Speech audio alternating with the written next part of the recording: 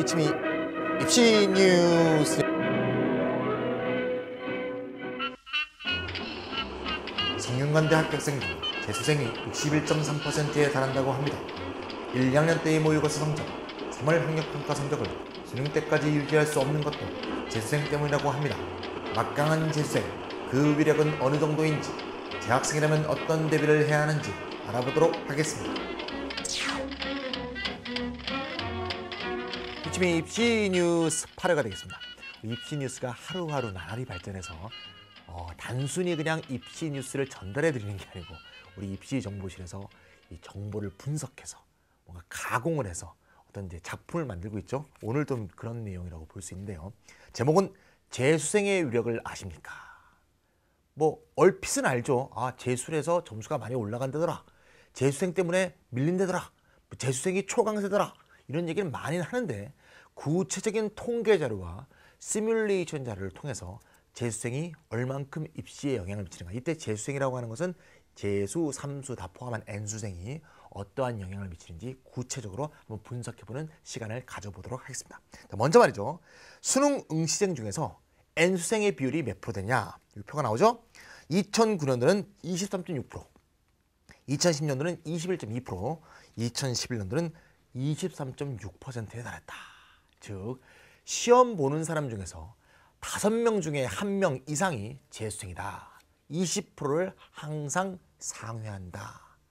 이것도 굉장히 큰 수치란 걸 알 수가 있죠. 자, 두 번째 통계치를 보면 말이죠. 상위 주요 대학, 편의상 상위 6개 대학을 뽑았습니다.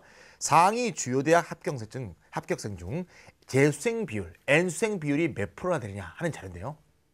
2010년도 자료입니다. 수시, 정시 합친 자료인데요. 거기 보면 알 수 있듯이 서울대가 24.5%입니다. 서울대가 역대 학교 중에 제일 낮습니다. 그 이유는 서울대가 지균이 있기 때문에 지균은 재학생이 쭉 들어가는 거니까 재학생 비율이 높을 수밖에 없죠. 연세대가 43.3%, 고려대가 47.4%, 수시, 정시 합친 겁니다. 정시만 하면 훨씬 높아요. 예. 성균관대 수시, 정시 합쳤는데도 61.4%, 성균관대가 1등을 차지했습니다. 한양대 53.6, 중앙대 54.0. 서울대를 예외로 한다면 주요 상위권 대학의 절반 이상이 재수생, N수생이다. 이렇게 알 수 있겠죠. 이것을 말이죠. 서울대에 대해서 정시 졸업생 비율을 다시 한번 얘기해 보면 말이죠. 서울대는 좀 더 구체 분석해 봤습니다. 서울대 정시만 볼 때 2010년도에 1423명 정시 정원 중에서 N수생이 32.2%, 458명을 기록했습니다. 아까 수시, 정시 합친 게 25.4%였는데 정시만 놓고 보니까 32.2%다 이 말이죠. 요 둘 다 2010년 자료거든요. 2011년도 정시 자료가 나왔는데요. 서울대 올해 정시 중 N수생 비율이 35%, 2.8% 증가했습니다. 수능이 어려웠기 때문이겠죠. 어려워지면 어려워질수록 재수생은 더 잘 본다 이 얘기죠. 자, 주요 학과 서울대의 인기 1위 학과에 대해서 한번 조사해봤습니다. 인문계 1위 학과인 서울대 경영학과는 정시정원 50명 중에서 52%가 N수생, 의학과는 27명 중에서 41%가 N수생을 차지했기 때문에 위로 올라가면 올라갈수록 비율이 점점 커지죠. 뭔지 알겠죠? 수시, 정시 합친 것보다 정시만 하면 더 올라가고 수능이 어려웠을 때는 더 올라가고 과가 좋은 과일수록 더 올라간다. 이거를 보여주는 거죠. 그 얘기는 재수생, N수생이 점점 더 상위권, 특히 수능 우수자에 엄청나게 포진해 있다. 이걸 보여주는 통계치란 걸 말할 수 있죠. 이해 가시죠? 서울대 나온 김에 말이죠. 며칠 전에, 이건 이제 뉴스네요. 며칠 전에 전 신문에 보도된, 중앙일보가 아마 최초로 보도한 것 같은데요. 합격자, 서울대 합격자 배출 고등학교 통계치가 여기 쭉 나와 있죠. 화면에 나오는지 아니면 지금 자료로 나와 있는지 모르겠는데요. 다 보셨죠, 이건? 1등은 뭐 최근 몇십 년 동안 한 번도 1등을 놓쳐본 적이 없는 서울예술고, 서울예고죠. 89명이고요. 대원외고가 비약적으로 늘었습니다. 60명 내외여다가 70명. 세종과학고 49명, 한성과학고 46명. 이것도 늘 셌었죠. 가장 대학 진한 학교가 여기 용인외고네요. 한국외대 부속 용인외고가 올해부터는 이제 외고가 아니고 자율형사립고로 바뀌었죠. 44명 엄청나게 증가했습니다. 그 외에도 쭉 보시면 1위부터 대충 9위까지가 전부 특목고고 특목고 밑에는 민족사관고 같은 자율형 사립고, 안산 동산고, 상산고 같은 전국 단위의 자율형 사립고가 다 차지했다는 걸 알 수 있죠. 그래서 20명 이상을 놓고 볼 때 20명 이상 서울대를 합격한 수시 정시 합쳐서 서울대를 합격한 학교 중에서 특목이 아닌 학교 중, 즉 일반 계고 학교인 중에서 20명 이상을 통과한 학교는 3학교밖에 없다는 거죠. 안산 동산고. 전부 다 우리 티침에 회원이 아주 많죠. 저번에 우리 작년에 고3들이 수능을 볼 때 고2가 같은 시간에 한 3시간 지연해서 보는 우리 실시간 수능이라고 있죠. 우리가 벌써 6회째가 7회째 하고 있는데요. 제일 많이 응시한 학교 안산 동산고입니다. 그래서 안산 동산고가 가장 많이 응시한 학교상 타갔죠. 예. 티침에 가장 많은 학생이 듣는 학교가 공부 제일 잘하는 학교입니다. 솔직히 말해서. 예. 안산 동산고가 일반고 중에 1등을 차지했고요. 33명. 중동고가 20명.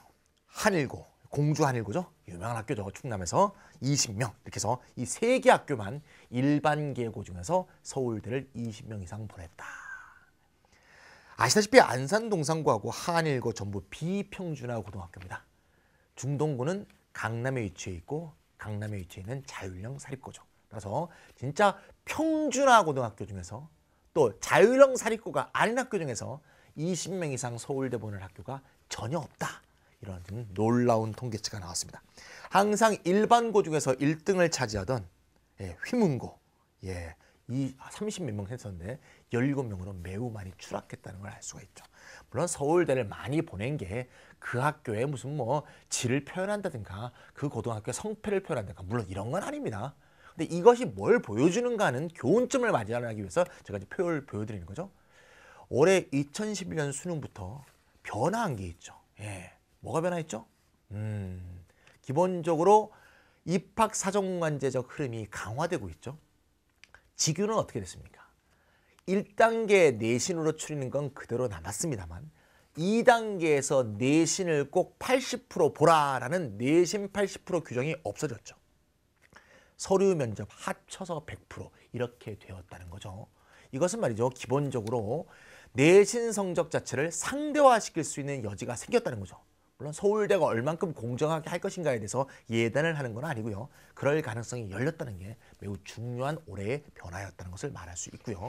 또 하나는 수능이 매우 어렵게 나왔기 때문에 정시에서 내신에 불리한 특목 또는 자율형고나 학생들, 공부 잘하는 학생들이 많은 학교의 학생들이 다른 학교보다 내신이 불리한 많은 학생들이 수능에서 많이 그것을 역전시켰다.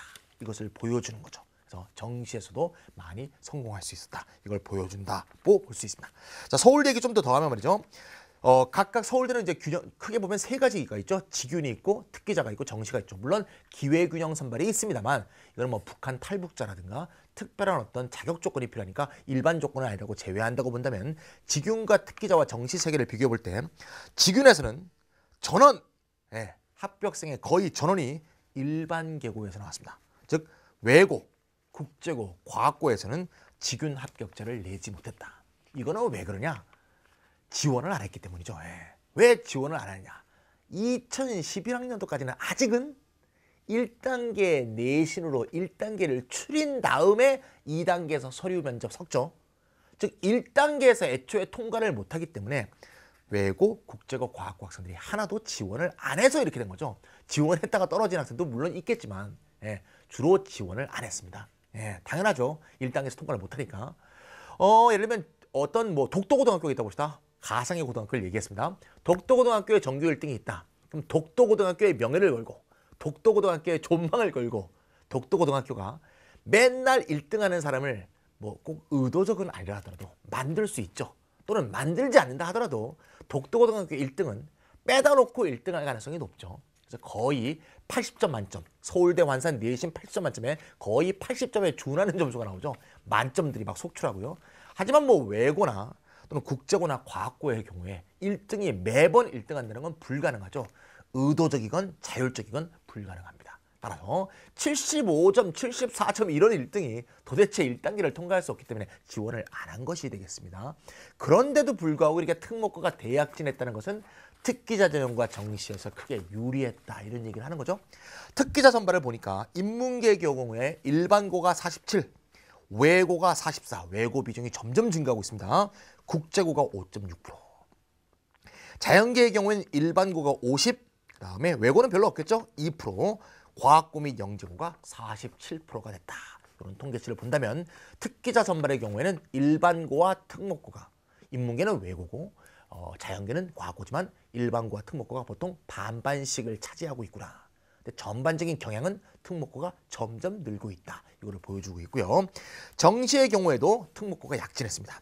일반고가 70.9%인데 외고가 15.5%, 그 다음에 국제고가 1.2%, 과학고는 거의 없습니다. 과학고는 정시로 들어오기는 잘 들어오지도 않고 그렇게 하느니 보통 카이스트나 포스코 이런 데로 또 많이 빠지죠. 그런 영향도 있고요. 자, 그래서 정리를 좀 해보면 말이죠. 지역균형 선발의 경우에는 2011학년도 경우 아직도 1단계가 내신으로 추리는 게 있었기 때문에 일반고가 독식했는데 이미 제가 입시 뉴스 1회에서 말씀을 드렸어요. 2012학년도는 1단계가 폐지되죠. 내신으로 한번 거르질 않는단 말입니다. 그럼 상대화된 내신이 포함되어 있는 다양한 서류와 또는 입학 실적이라든가 무슨 뭐라 그러지 경시대회 실적 이런 거 다 있겠죠.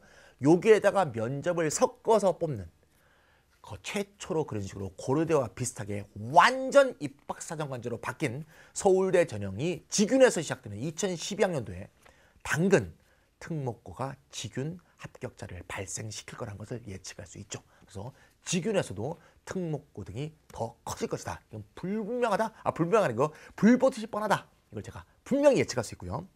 특기자 선발의 경우는 올해 이제 반반씩인데 이것도 점점점 추세가 그렇게 되고 있다. 수치로 본다면 말이죠. 외고 출신 학생, 외고의 한정에서 본다면 2010학년도에 대비해서 2011학년과 수시가 30명, 정시가 60명이 증가했습니다. 이런 추세가 있다는 것도 감안해 주시면 되겠죠. 제가 말이죠. 입시 전문가로 한번 분석해 보면 말이죠. 이것은 입시 정보와 또 대학교의 어떤 모집 어떤 방법의 변화를 잘 정보를 취득한 어떤 상위권 학생들의 이동이 특목고 쪽으로 많이 치우쳤던 최근 몇 년의 경향을 잘 말해주고 있다. 제가 몇 년 전부터 입시 설명에서도 많이 얘기했지만 연대 이하는 정시에서 내신을 거의 안 보니까 말이죠. 예? 특목고로 갔을 때 내가 서울대를 죽어도 가야 된다. 이게 아닌 이상은 정시에서 연대에 아무 불리함이 없다. 이거를 모든 이제 어머니들 학생들이 인지하게 된 거죠. 그래서 일반고로 가던 학생들 중에 상당수가 특목고로 빠져나갔다. 그 다음 특기자 전형이라든가 글로벌 전형이라든가 입학사정관제의 확대 이런 건 전부 다 특목고에 유리하다고 보는 그런 경향 때문에 어머니들과 학생들이 많이 빠져나간 그런 현실을 반영해 준다. 이것이 이제 뒤늦게 드러났다. 이렇게 보시면 되겠습니다. 자, 이제 다시 본론으로 돌아가서 말이죠. 재수생이 얼마나 초강생가를 제가 이제 이걸 자료를 조사하면서 입시정보실과 함께 여러 가지 통계치를 조사하다 보니까 놀랄만한 자료를 찾게 됐어요. 주위 친구들 중에 재수를 많이 하죠. 근데 도대체 재수를 얼마나 많이 하는 건지 뭐 어떤 애는 하고 어떤 애는 안 하고 뭐 이렇게 생각하는데 객관적 통계치가 처음으로 나왔어요. 그래서 이거를 찾아갖고 여러분한테 알려드리는데요. 고교 졸업생이 있죠. 100명이 졸업했다. 만약에 100명이 졸업했다 보면 그중에서 몇 명이나 재수를 할까? 재수 반수 포함해서 다시 수능을 치는 사람이 몇 프로나 될까에 대한 조사 통계치인데요. 전 세계 1위를 차지한 학교가 나왔습니다. 전 세계 1위 휘문고입니다. 휘문고는 무려 88.4% 가공할 수치입니다. 88.4%가 다시 수능을 친다. 야, 휘문고가 말이죠. 재학생 수가 550명이거든요. 480명 이상이 재수한다는 얘기죠. 그러니까 이거는 대학을 떨어져서 재수하는 사람보다 간 대학이 마음에 안 들어서 재수하는 사람이 훨씬 많다는 거죠. 그 다음 한번 읽어볼게요. 여기 표가 보이죠? 2위는 중동 82.2, 영동 81.6, 서울고 78.5, 세화 77.7, 경기 77.4, 단대부고 75.9, 상문, 중산, 반포, 개포, 현대, 서초, 청담, 경기여고, 중대부고, 압구정고, 양재고, 숙명여고, 세화여고, 응광여고, 서문여고, 진선여고, 언남고 여기까지인데요. 전부 강남 3구입니다. 강남구, 서초구, 송파구 이 딱 3개밖에 없고요. 정확하게 말하면 강남구, 서초구 2개밖에 없습니다. 이야, 정말 대단한 수치죠. 이 수치를 제가 신문에서 발견했는데요. 이 신문의 제목이 뭔가 하면 강남 3구가 좋은 대학을 많이 가는 이유는 선행학습 때문이 아니라 재수 때문이다. 이렇게 신문 기사가 났습니다. 즉 재수시킬 경제적 여력이 있어서 재수를 시켰을 때 더 좋은 대학으로 업그레이드 되는 게 농후하더라. 그래서 결국 경제적 능력이 뒷받침돼서 얼만큼 재수를 시킬 수 있는가 하는 게 그 학생이 결국 어느 학교를 입학하는가를 결정하더라. 이 신문 기사의 내용이 바로 이겁니다. 정말 굉장히 좀 무서운 수치라고 볼 수가 있어요. 서울 지역의 구별 수치가 있는데요. 서울 지역 구별 수치로 가장 많이 재수하는 서울 지역의 구는 당연히 강남구고요. 강남구 평균이 65.4%인가 그렇습니다. 제가 지금 기억인데요. 가장 재수를 적게 하는 구가 금천구입니다. 25.4%입니다. 금천구와 강남구의 서울대 합격자 수를 비교하면 60대 1이 넘습니다. 자, 경기도 한번 볼까요? 경기도는 말이죠. 가장 졸업생 중에 재수를 많이 하는 데가 과천시입니다.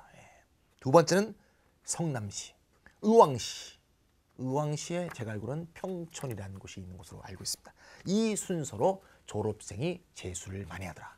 이것도 역시 재수를 시킬 수 있는 경제적 부담 능력과 밀접한 연관이 있다는 걸 알 수 있습니다. 그래서 그냥 풍문으로 돌아다니던 재력과 학교 입학 사이의 상관관계가 통계치로 입증되었다는, 어떻게 보면 씁쓸하기도 하고 어떻게 보면 좀 비통하기도 하지만 어떻게 보면 어쩔 수 없는 팩트를 제가 전달해 드려야 되는 게 뉴스니까 이런 뉴스를 알 수가 있다, 이렇게 봅니다. 좀 더 말이죠, 가공할 수치를 보여드리려고 하는데, 우리 입시정보실에서 자료 많이 준비했습니다. 실제로 그러면 재수를 했을 때 과연 성적이 얼마나 올라가던가, 재수생과 졸업생이 같이 푼 수능에서 수능 점수를 볼 때 졸업생이 얼마나 재학생보다 뛰어난가 하는 걸 보여주는 수치입니다. 2010학년도 4월 14일에 2010학년도 수능을 놓고 교육과정평가원이 발표한 가장 최신 자료입니다. 2010년 4월 14일 날 발표했습니다. 여기 잘 보이시죠? 다 표로 보일 수 없기 때문에 제가 한번 말씀을 드리면 말이죠. 언어 한번 볼까요? 언어는 말이죠. 재학생의 표준 점수 평균이 98.5, 졸업생의 평균치가 106.7입니다. 아시겠죠? 요거를 등급별로 세분화했습니다. 교평이 1등급은 재학생 전체 중에서, 재학생 100% 중에서 1등급을 한 재학생은 3.8, 2등급은 7.5, 3등급은 9.8인데요.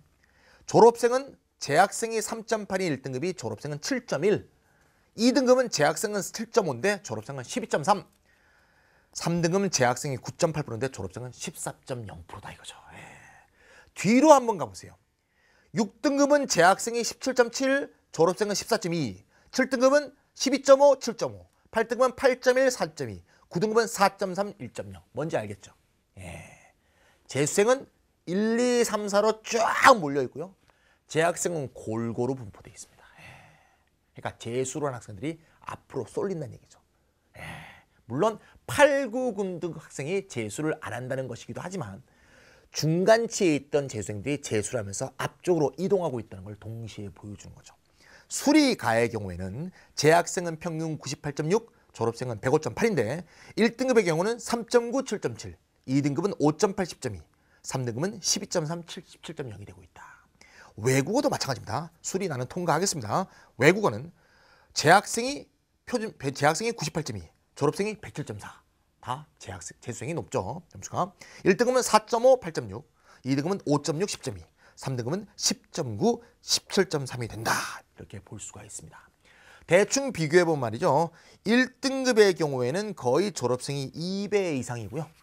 그다음에 3등급의 경우에도 1.5배 이상 재수생 비율이 많다는 걸 알 수가 있습니다.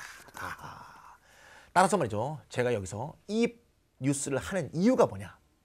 일단 재학생에게 말씀드리고 싶은 것은, 재학생들 이때까지 뭐 했습니까? 1학년 때 모의고사, 2학년 때 모의고사 보셨죠? 내가 2등급이다 이렇게 생각하시죠? 근데 이 2등급이 가짜란 얘기죠.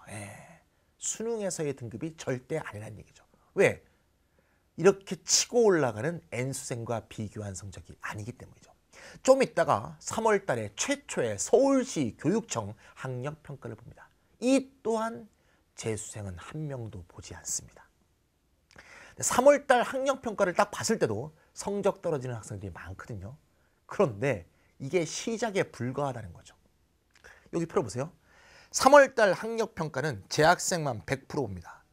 근데 교육과정 평가의 6월 모의 평가는 재수생이 12.4%, 9월은 13.6%, 올해 통계입니다. 11월 수능에는 23.6%를 받습니다. 그러면 20.6%를 빼고 본 3월 학력 평가, 가짜 성적인 거죠. 따라서 지금 내가 1등급이다. 그럼 마음속에서 1.5등급이라고 생각하셔야 돼요. 내가 2등급이다. 마음속에서 3등급이라고 생각하셔야 돼요. 3등급이다. 4.5등급이라고 생각하셔야 돼요. 따라서 아니란 자세로 생각해갖고는 11월 뒤에 굉장히 비참한 결과를 맛볼 겁니다. 그래서 제가 열심히 하시라. 이 각오를 좀 새롭게 하시라. 이런 의미에서 입시뉴스라는 거예요. 거꾸로 N수생의 경우에는 이 흐름이 보이시죠? 이 흐름 자체가 N수생이면 저절로 발생하는 게 아니겠죠. 예. 우리 지금 T대 학생들 보면 말이죠. 아침 7시 반에 와서 밤 10시에 갑니다. 예. 14시간, 15시간 꼬박 앉아서 공부해요. 밥 먹는 시간 빼고는. 이렇게 피나게 공부하지 않고는 이렇게 상향이동을 안 한다는 얘기죠. 통계치라는 게 나한테 무조건 자연 발생적으로 적용되는 거라고 생각하는 그런 오산을 벌이라는 거죠. 그런 밑바탕이 된 노력이 있었기 때문에 상향이동이 있다는 걸 생각하시고 내가 과연 그러한 노력을 지금 하고 있는가? 이걸 또 점검해야 되지 않는가? 이런 생각이 듭니다. 그래서 재학생 관점에서 볼 때 3월 성적이 6월, 9월, 11월을 거치면서 얼마나 떨어지는가. 작년에 2010년도 자료와 재수생과 재학생의 성적 추이 변화를 시뮬레이션을 저희가 통계치를 한번 만들어 봤습니다. 만들어 보니까 말이죠. 3월 학력 평가에서 상위 4% 안에 드는 학생 한번 예를 들어 봤습니다. 상위 4%. 상위 4% 되면 수능 성적으로 보면 서울 지역의 한 13개대까지 정도로 볼 수 있습니다. 상위 4% 정도라고 볼 때 3월 학력 평가 등수가 22,000등 정도입니다. 그러면 6월 모의 평가가 되면 졸업생이 12.4% 응시하죠? 그러면 29,000등이 되고요. 9월 모의 평가 28,000등. 11월 수능에서는 32,000등이 되어 있습니다. 물론 여기서의 고정 조건은 성적의 백분위가 변화하지 않는다고 볼 때, 성적이 급격하게 오르거나 떨어지지 않고 그 수준을 그대로 유지한다고 볼 때 내 위에 얹어지는 재수생이 위로 올라감으로 해서 나는 그대로 있음으로 해서도 그냥 떨어지는 걸 말하는 겁니다. 몇 등 떨어지죠? 10,000등 떨어집니다. 10,000등. 그럼 그냥 러프하게 볼 때 수시와 정시가 비슷한 성적이 들어간다고 그냥 가정할 때, 워낙 복잡하기 때문에 그렇게까지 시뮬레이션 할 수 없고요. 수시와 정시가 비슷한 학생이 들어간다고 가정할 때 10,000등 정도면 학교 3개죠. 그래서 그냥 최상위권 학생이라도 학교 3개가 그냥 가만히 있으면 떨어진다는 얘기죠.